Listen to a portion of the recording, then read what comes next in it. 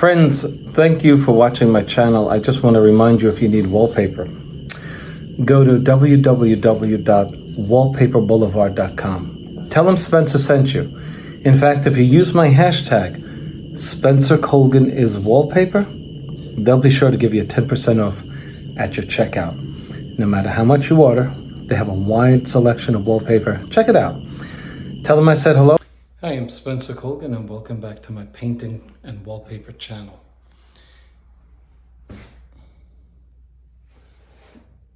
We've done a theater room.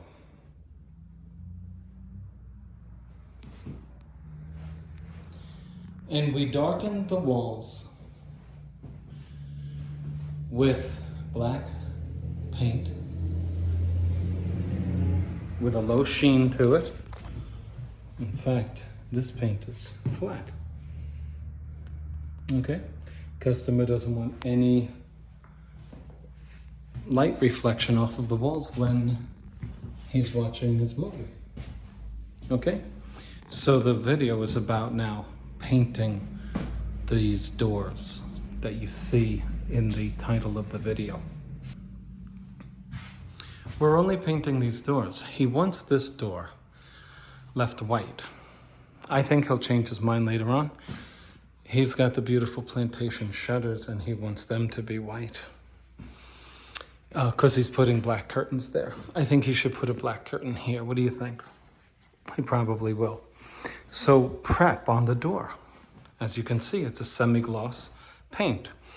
So step one is we're going to do a little more masking than we've done already. That's step one. And in that step one is covering the hinges.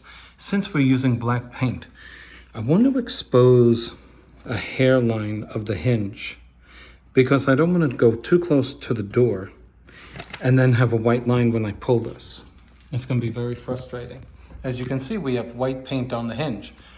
So rather than scratch up that hinge and trying to get that white paint off, we're simply going to pull our tape onto the hinge and put a nice straight fine line of black paint on this dark hinge. You'll never see it, but you would agree that, you know, we have to cover that imperfection,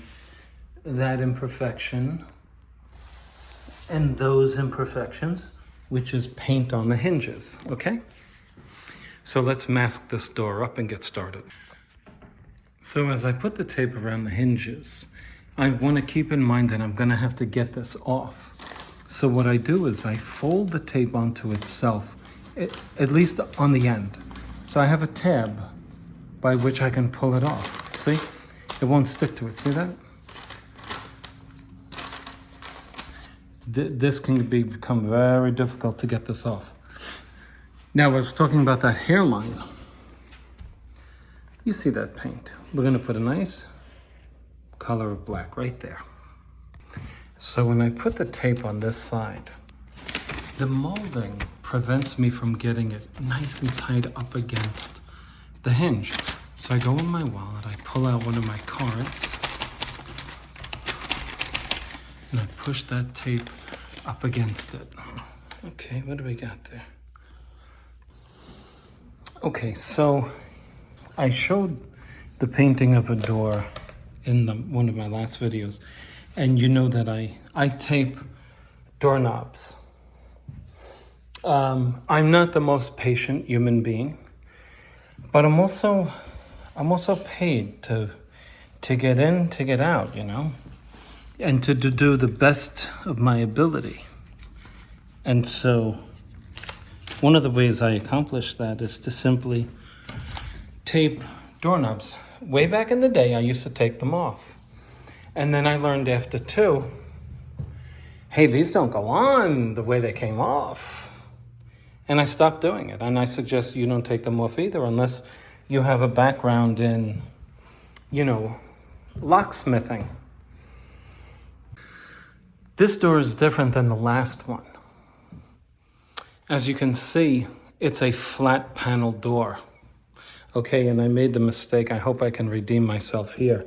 I meant, there are different names for these parts of the door. This is like the top rail, that's the bottom rail. And then there's something called the mullion. I said vermilion. Okay, so Phil Beckwith corrected me. Thank you, Phil. And my mistake, I thought Phil was a tape user. I saw in one of his videos he uses tape to isolate the style of the door. But anyway, perhaps I was wrong with regard to his intention for having done it. Certainly, if you get this paint onto here, you're going to have brush strokes. So you don't want to bring this paint onto here. I mean, look at any glitch you're going to see. Let's look close. Okay.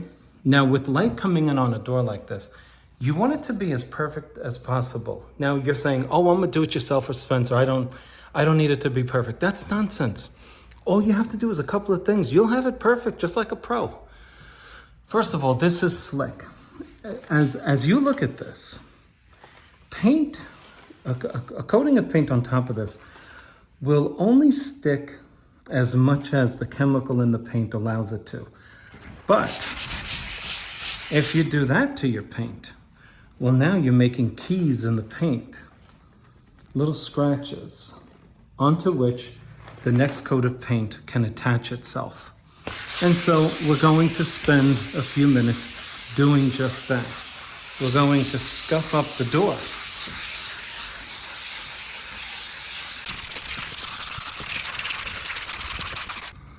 The versatility of a sponge sanding device will be made known to you quite quickly when you get to something like this. And you see that your sponge can fit into the profile of your trim.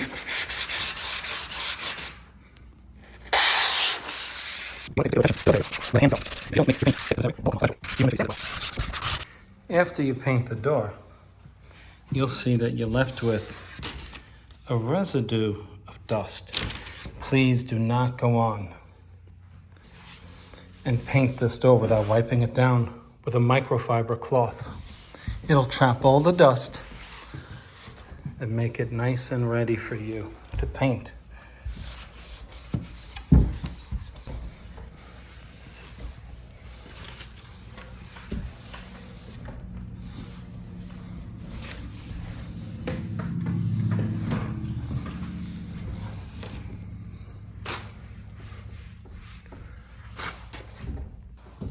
Now, if you look close at the bottom of your door, on your masking paper, you'll see all your dust.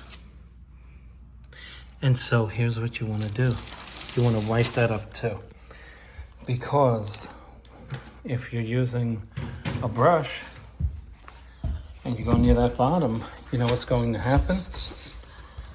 You're going to inevitably lift up some of the dust onto your brush, and you'll have to repaint after sanding again.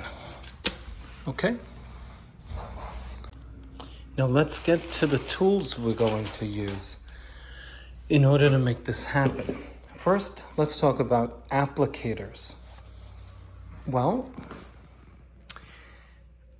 what do you use? It's probably the most important thing after prep, what you're going to use. Would this be okay to use this? All right. What do you think? It's very soft. It's very, very nice to have a nice soft roller. What do you think? This would not be good to use on a door, except here. Okay? You could use it for here. We got to do this right. There's a couple of applicators we're going to use. So this would not be good here. Here's why. You're rolling in little sections here. You press a little hard here. You press a little soft here. And you got a line here, and you don't have one here. That's why you don't do this. Okay? Let me show you something. The wider your applicator, the more well distributed the pressure that you put on the applicator against the wall. And so when you look at the engineering of a roller, we apply our pressure with the metal that contacts the roller, right? This. Where do you think most pressure would be applied if we simply rolled down, up and down?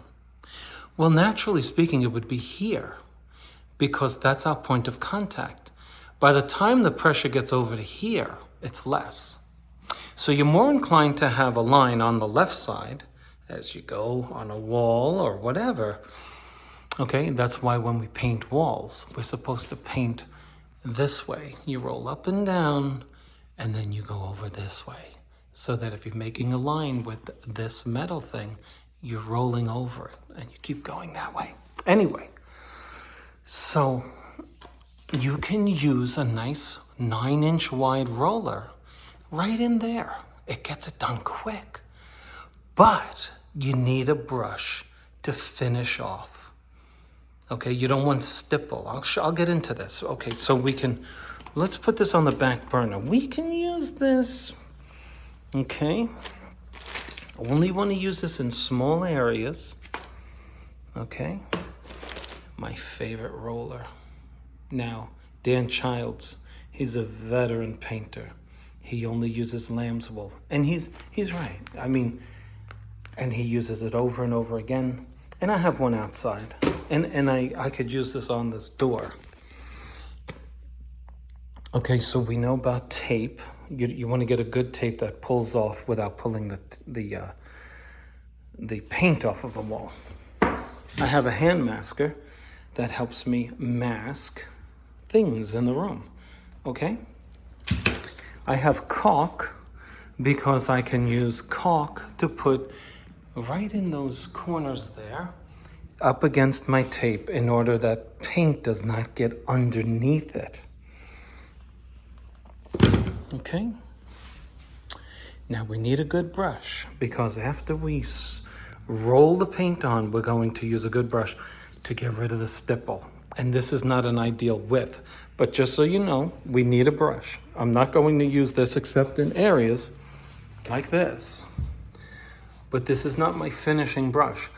I'm going to get a wider brush so I can pull my paint down after rolling it to get rid of the stipple. And stipple is simply the effect of using a roller after the paint is rolled on. It creates what appears to be little waves or ripples in the paint. So we don't want that. You want an ideal roller for a door? You're looking at it. Well, we have a 3/4 inch nap roller, which means it's 3/4 of an inch thick. From the center of that roller, the hair on it is 3/4 of an inch thick. It's versatile because of its width, width, okay? You can find a door that this is almost too wide. It's just too much, okay? So I like this roller for that reason. Now, we have dry decks.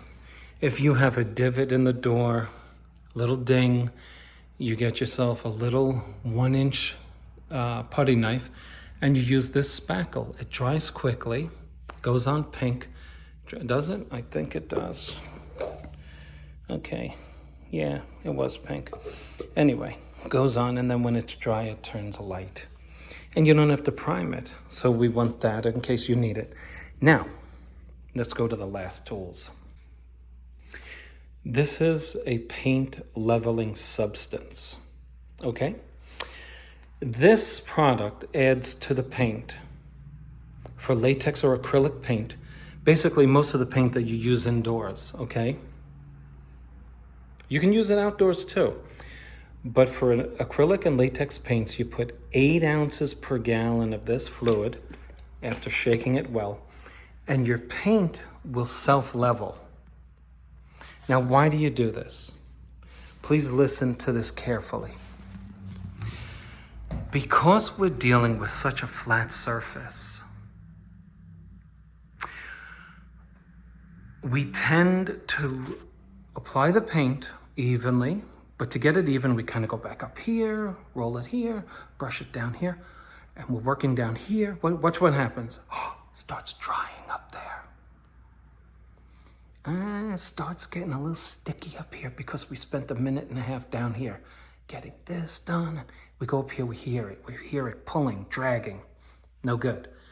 Floetrol will do to the paint what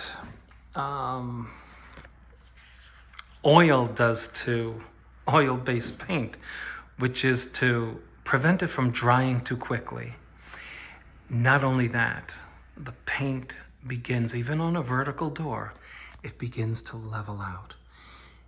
It pushes out your paintbrush strokes. It makes for a very fine finish. Floetrol, okay? And like I said, a lot of people ask when I feature this on my videos, how much do I add? 8 ounces per gallon. But I don't have a gallon, Spencer. I only have a quarter of a gallon. So what is 1/4 of 8 ounces? Right? And so you mix accordingly. Okay, let's get to it. By the way, this is a very important tool here. It's a cut bucket. Okay, it's a 1 gallon cut bucket. You don't want to be bringing up the paint can up to the thing. This thing, you want a little reservoir down at the bottom, maybe 2 inches of paint. And you want it light, and this is great. It hooks onto your ladder and everything else. By the way, if you didn't know about the proportions, you know, the 8 ounces per gallon, if you couldn't do the math, just Google it if you don't have Google. Alexa it. If you don't have Alexa, Siri it. Okay? So we have a latex paint, right? And so what brush are we going to use for this? Well, this is designed for latex paints. And you can use this on, let me show you the filaments on it. You can use both for this door. I don't want anything wider than a 2.5 inch brush for the door. This may look wider on video, but it's only 2.5 inches. So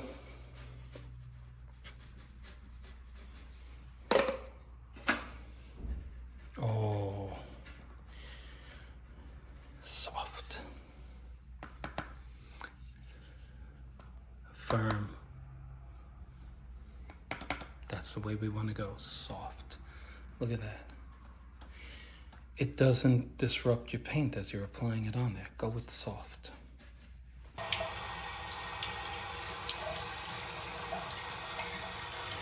Your brush will perform better if you moisten the filaments. So after moistening the filaments on the brush, okay, I shake out the water. And now I have moisture on the filaments so that the paint doesn't stick itself and make it difficult to clean, okay? Look at that beautiful, without paint on, look at that beautiful soft touch, right? Okay. Ideally, you only want half of your brush with paint on it, okay?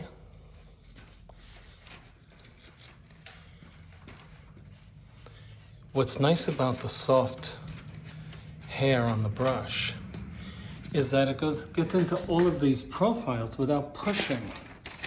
What happens when you push, you put the paint on and you pull it off at the same time. And that's why you want a soft bristle brush. Okay, now let's talk about direction of stroke. What do you see besides black on what I just painted? You see white, right? And that's the result of going in 2 directions. Let me show you the difference. I'm going in 2 directions right now to get the paint into the areas I'm looking to paint. Okay, obviously, right? But now watch the difference here. As I pull the paint off here, as I did before, I'm going to finish in 1 direction. And what that does is reapply the black paint evenly onto the surface, and it lets it dry. okay? This curvature is not going to get covered in one coat as that will. We're not going to do one coat anyway, but all you see is black here for the most part, right? But on a curvature, you have a little more work to do. And going in one direction on your finish stroke is the way you want to go. One direction. So we went back and forth to get the paint on it, but then we finished it in one stroke. So I forgot to show you my mixing in of my Floetrol. Okay, so we have our paint with our little additive. Let me tell you something. You gotta feel the glide. You just gotta feel it. Oh my gosh, this glides so well. Look at this. Okay. Now, if you wanna really see the effects of this, go on my video, Spencer Colgan, How to Avoid Brushstrokes. It'll come right up on YouTube. And it has something between 350,000 and 400,000 views right now, as of August 2023. Oh, look at that. I mean, you'll see the effect of having used this. On that video, you'll see the difference between using Floetrol and not using it. Now, as we come down to do these panels, this is where I'm going to start right in here. I don't want my brush sloppily getting outside of the confines of this trim here. See that? I want it to stay in there if I can help it. Here's why. We're adding substance to the door, right? So what are we going to get? In theory, at least, ridges. We don't want ridges. Look at that. Look at that beautiful application.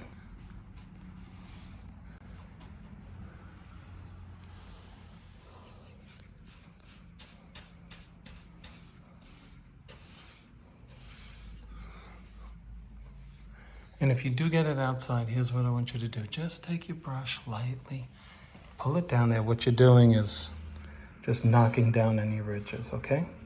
But because you have Floetrol in it, it's not gonna dry that quickly. There are no mistakes. It's just happy, what does he call it? We don't make mistakes. All right, go over it again. Now, watch this. Who says, I'll just paint it with a brush? Who says that? Do you say it?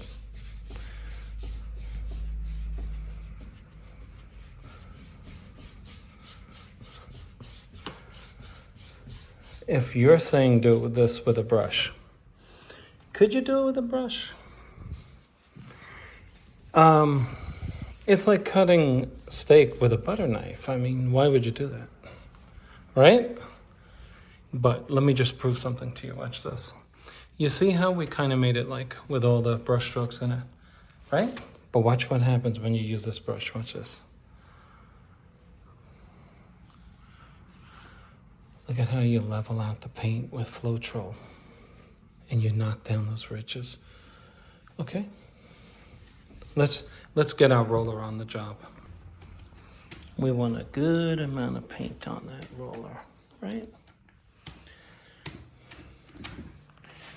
If it's dripping, you got too much. Now, let me show you how not to do it.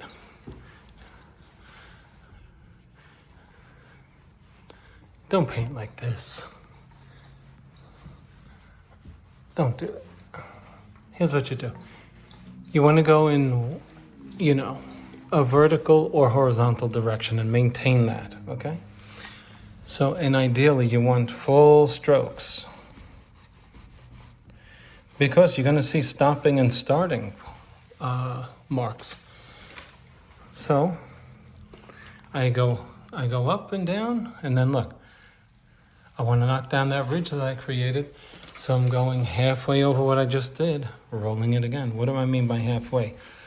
Well, look at where I just ended, right? Okay, this is where I'm ending. Now look at where I begin. Halfway over. We're just getting that paint on the door. That's all we're doing right now. This is where the paint is going to live, right there. Now, are you happy with that? By the way, well, I'll tell you at the end if I remember.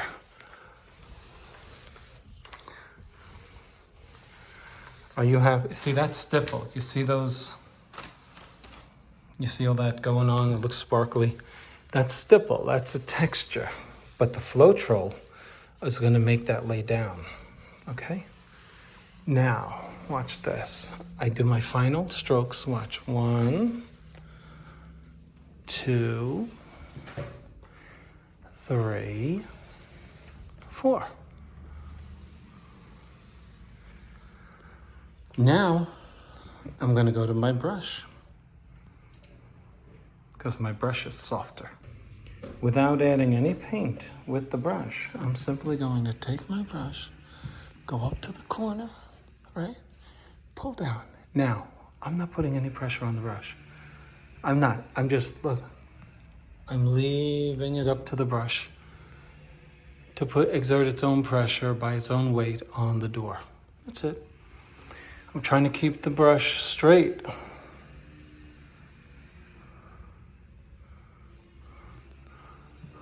All I'm looking to do is get out the stipple. See? That's all I'm looking to do. I don't want the stipple. I don't like it. Neither do you. But you want your brush strokes straight. And because we've used Floetrol, my paint is still wet. I don't have the issue of the paint drying somewhere, okay? And that's why we use it. Okay? I'm gonna let it dry like that. And you're not going to see those brush strokes because we have Floetrol and it's gonna self-level. I'll show you. So you say, oh, Spencer, I'm a little more advanced than that. I don't need you to go so slow. Okay, let's go a little quicker.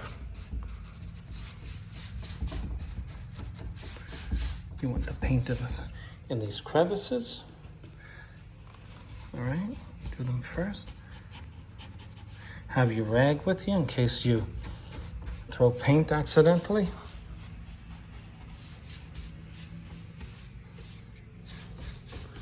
Remember, you're going to do more than one coat. You don't have to get it black all at once. In fact, if you try to do that, you're probably applying too much paint. Okay, now we go right to our roller.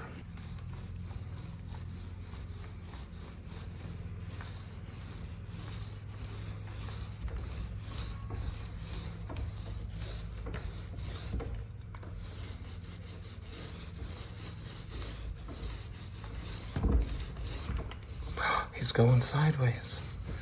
Yeah, you can do that as long as you finish like this. Okay? Get our brush. Go right in the corner. Get rid of the stipple. Get rid of the stipple. Get rid of the stipple. Don't go all the way down to the bottom, because you got a curb there. Go to the bottom, up to the middle. There you go. Oh, yeah.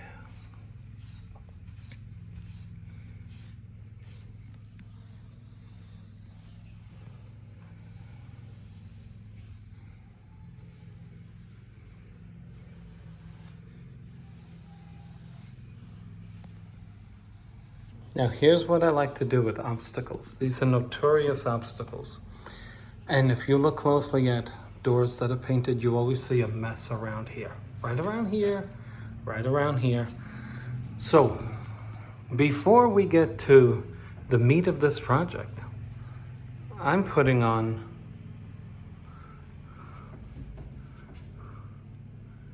a layer of paint because I don't want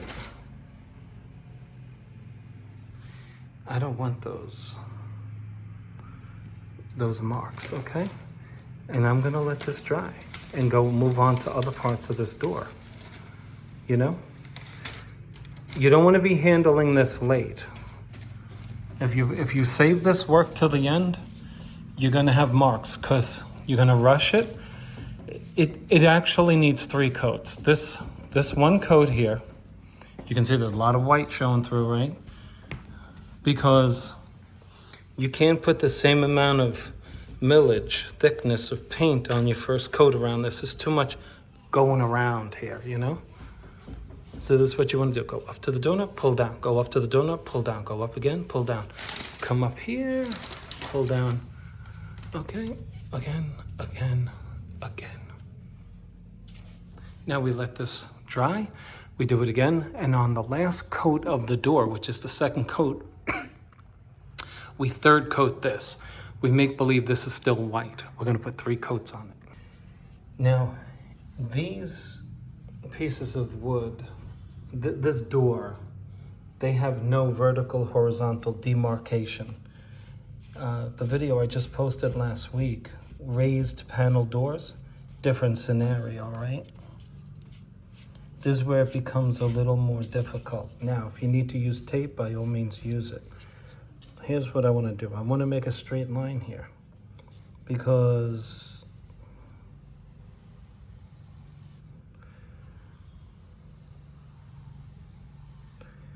I need to get this door was sprayed. Trust me, I can tell. I can tell it was sprayed. So because your brush, at some point you need to start going this way. So we have to choose the separation between horizontal and vertical. And here's what we're doing here. And it's okay if you make a ridge there, because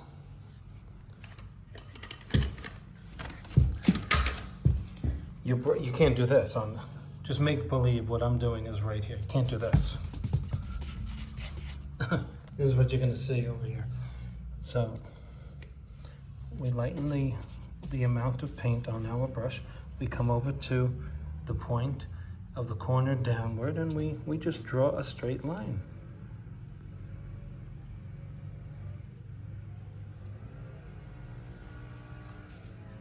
Okay.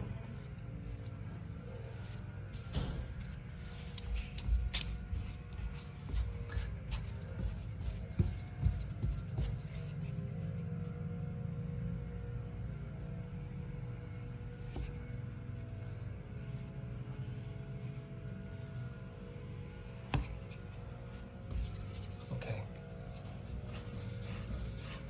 You can do this with a brush. Over here, because you've used Floetrol and you shouldn't be having any brush strokes at all, and the brush is really nice to do it.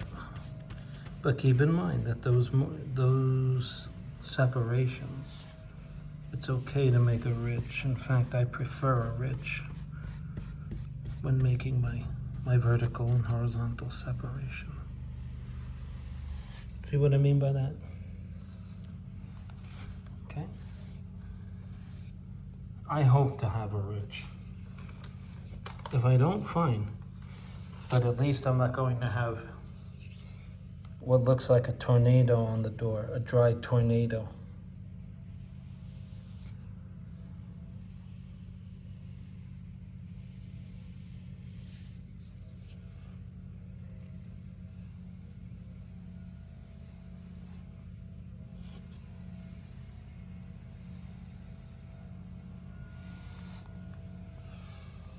So we don't want to be stopping anywhere.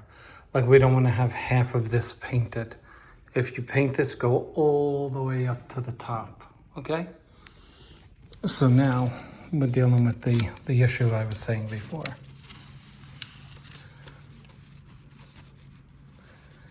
The human eye expects a line where I'm starting right here. It expects a line. It expects a line. Don't worry if you make one. Okay, we're just getting that paint on. You can do it with the roller or the brush. I think the roller's good, although you'll be putting more paint on with the roller. Just be consistent with the direction of your stroke. You can perfect your line with your second coat, okay? But try to get it nice and straight, okay?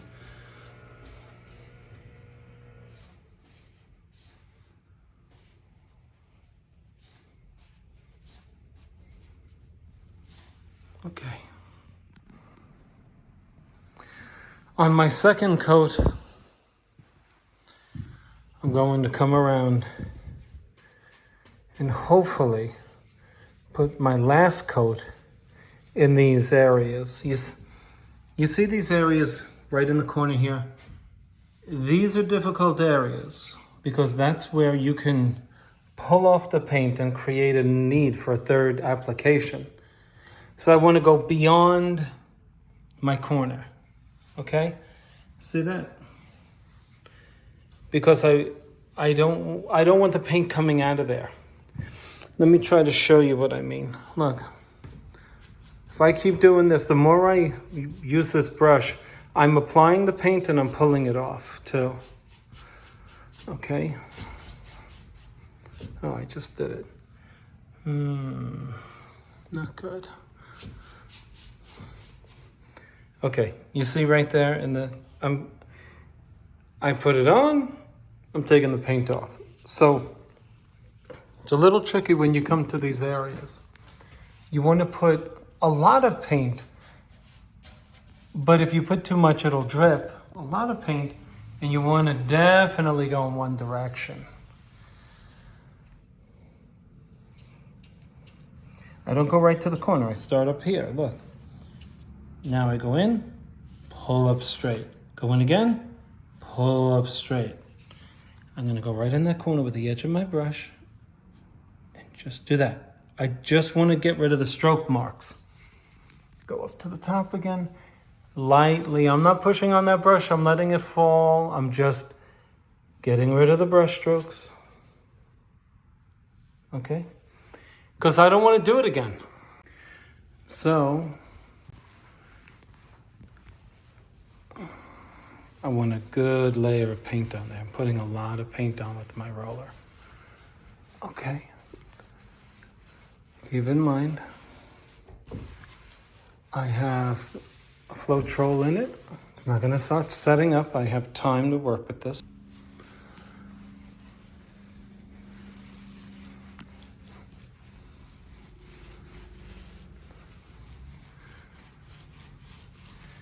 Now, some of you have noticed that the sheen on the paint is flat. It really makes it easier for me to do the video. I realize that. This is a theater room. The gentleman wants flat paint. He doesn't want any shine off of that screen when he's in here watching the television, right? Or whatever this is. I don't own a television. Except in my motorhome. But anyway, doesn't matter. Okay, now let's talk about this. Yeah. Now, this ugliness that you're looking at, believe it or not, on flat paint, it kind of goes away. Although you can see some of it right there, but it goes away. It's not an issue. You do this with semi-gloss paint or even a satin finish, you're gonna have a problem. So this is what you wanna do with the paint you're using. Get your brush, go right up there now. Try not to take any off of those little angled areas, right? All we're doing by doing this is just knocking down that stipple. Okay?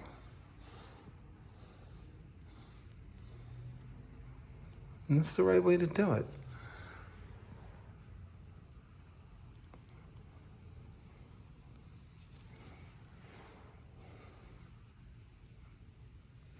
during this video. I just came down with, it finally hit me, I'm sick. Somebody will say, feel better in the video, I know it. My wife is sick. The baby was sick. And now I'm sick. Okay, that's what you want. And we're gonna do that for all of the rails, upper, lower, okay? It's a pain, but when you finish it, oh, does it look good. By the way, one of the things I did not show you about the roller I'm using is that the side of it has what the flat part of it does. So if you wanted to use this roller on your flat doors, you see how it's painting this part? You could do it with that.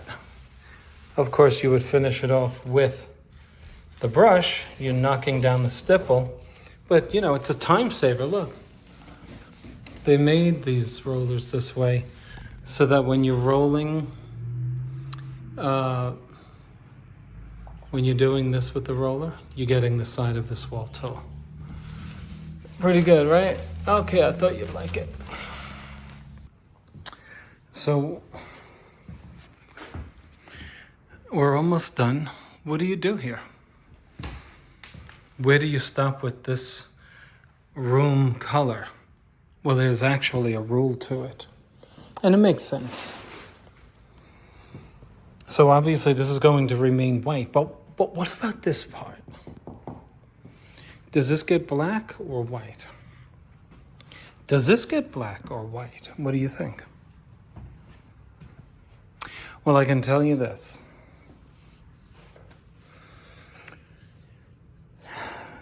This gets the color of the room from which you're seeing this. I'm outside the black room. It can't be black. It's got to be white. But what about the opposite side? Same rule. Watch this. This gets the color of the room from which I'm seeing that side. So that when the door is open, as it is now, you're not seeing white on a black wall. Okay, so let's get that done. How do we do it?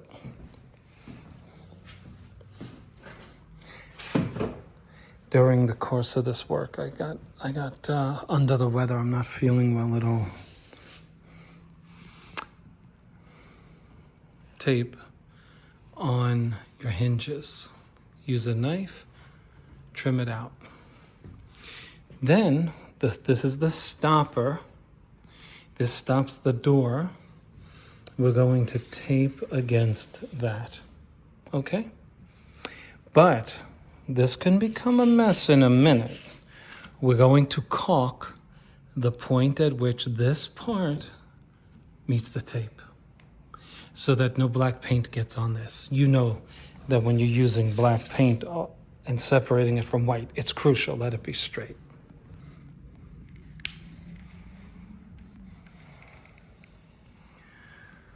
Now, some of you are going to say, but Spencer, what about the hinges? Do you caulk them?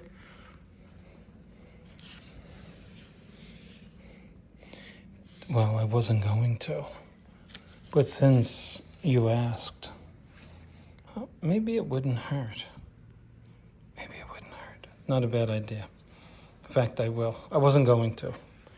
But you know what? I have gotten paint under that tape, so what the heck? Let's paint it. Let's caulk it. My friends from Scotland, they said, why do you use caulking? That's the verb. So I no longer use it. It's just a common error of the American use of English when it comes to the word caulk, we use the verb as the noun, you know? So we say, use caulking. No, that's the action. Okay. The UK folks are better with the English language, I think. We have what's called a dumbed down version of English. And what does that mean? That means if a kid gets it wrong, give him partial credit. He's not completely wrong. When I was a kid, if you got something wrong, the whole thing was wrong. You didn't get partial credit. You know, in mathematics, like if you add 489 plus 367 plus 928, well, if one of your columns was correct, you didn't get partial credit because it was, you added one column correctly. The whole thing was wrong. Today, oh, Johnny got the right column. He got the middle column. He's only half wrong. Let's give him partial credit so that when he grows up stupid, you can say, well, you're only half stupid. You're not completely stupid, right? Don't tell a child he's wrong. You're gonna make him feel bad. When I was wrong at home, you were wrong. I remember my mother smacked me. I didn't do a thing. 4 of us were sitting at the table. She reaches over and hits me. I was completely innocent. Now, here's the difference here, folks. We're not putting a light coat here, okay? We're gonna step it up here. We're putting a bit of a thicker coat because I want to pull this tape while the paint is wet. Okay, as my paint is wet and I just got done with it, I'm going right back down. I'm gonna do it again. I'm gonna try to go in one direction. It affords you the greatest opportunity not to pull the paint off, okay? Okay, see? Okay, let's do that.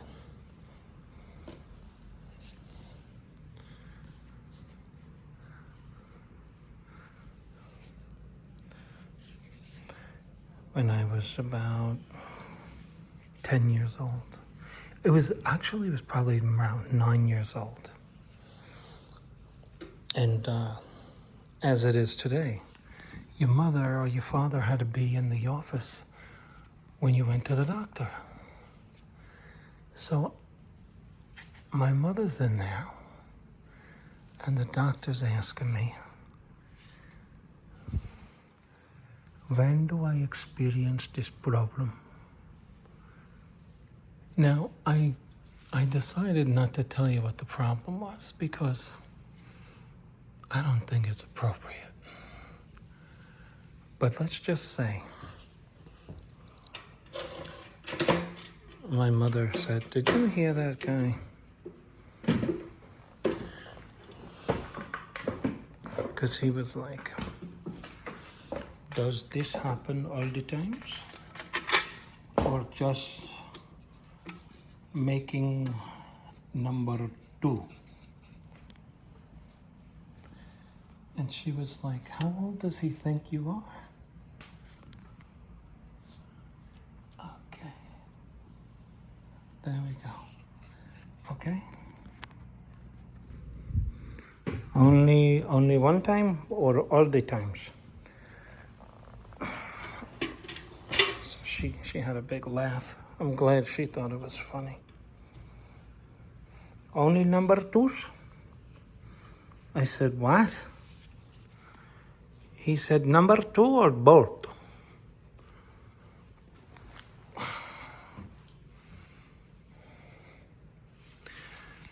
You know, you just can't make this up.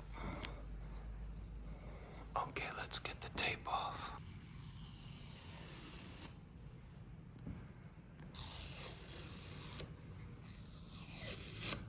Take it right off. Take it right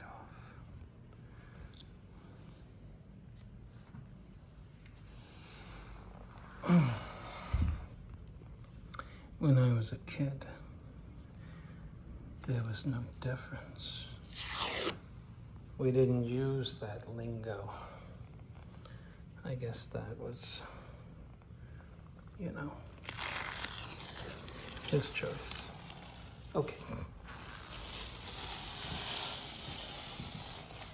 So you see, you get the idea, right? You get the idea.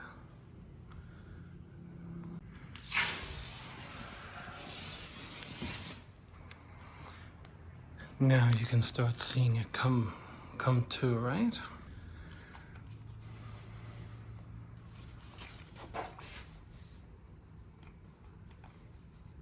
This is a foam roller. The reason I'm using foam is because it is less likely to go beyond the edge in the middle of your screen. Okay?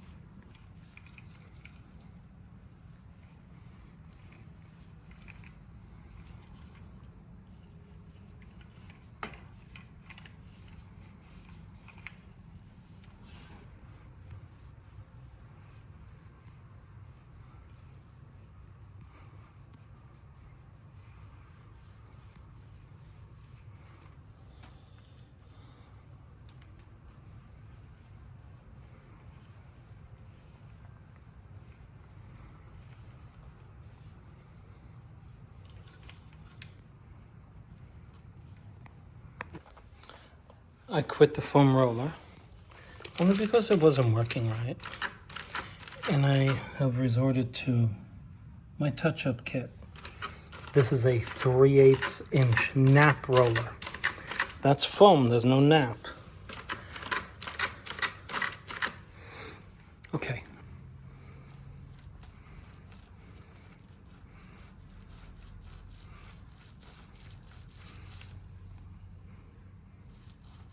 You get the idea. The softer you press, the better the outcome.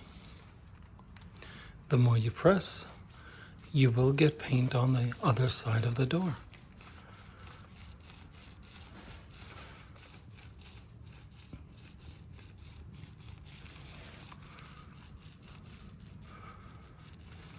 So don't press.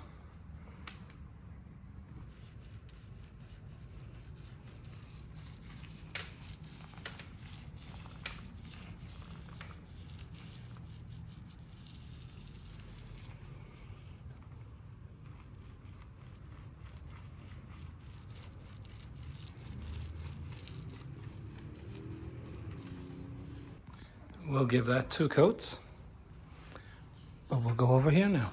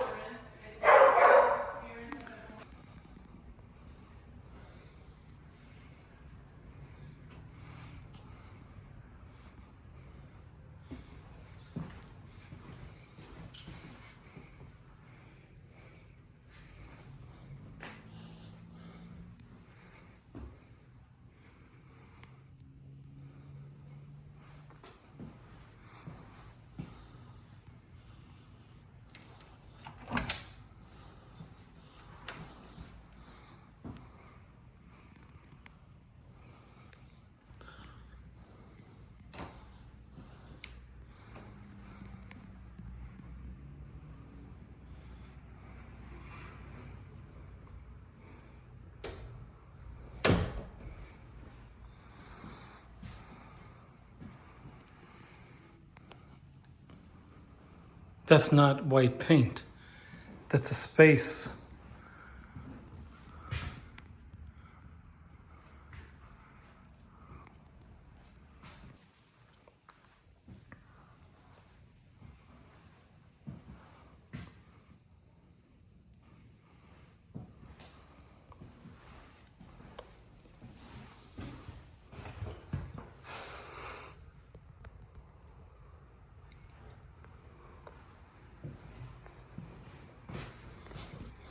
Because there's a curve on this piece here, I can't get a perfectly straight line in color, so I'm taping it. I don't like that. That's sloppy. And you understand it's curved, right? You can see it, okay? So let's tape this up and make ourselves a perfectly straight line. You get a good name like that when you do stuff like this.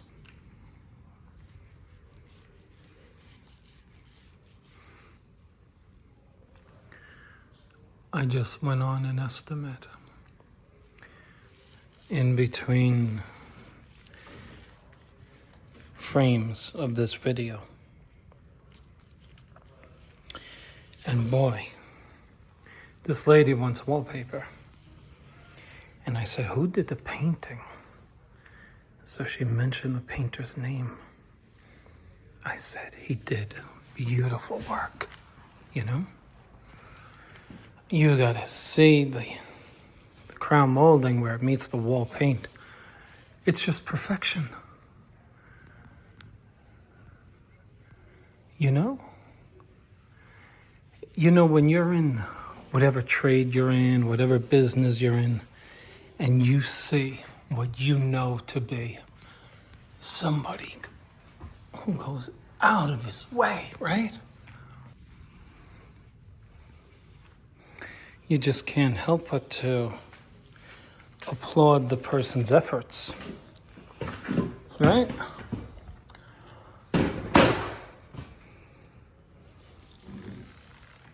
You know what I'm talking about. Okay, I hope that's it. What do you think? Oh, finally.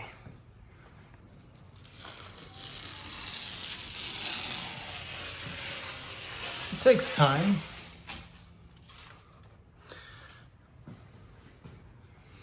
But you know, I'm working for a doctor. You think I want him taking a look at this thing and saying, look at this crappy work. You know? This is perfection. This is the way we gotta do things, just like this. Okay,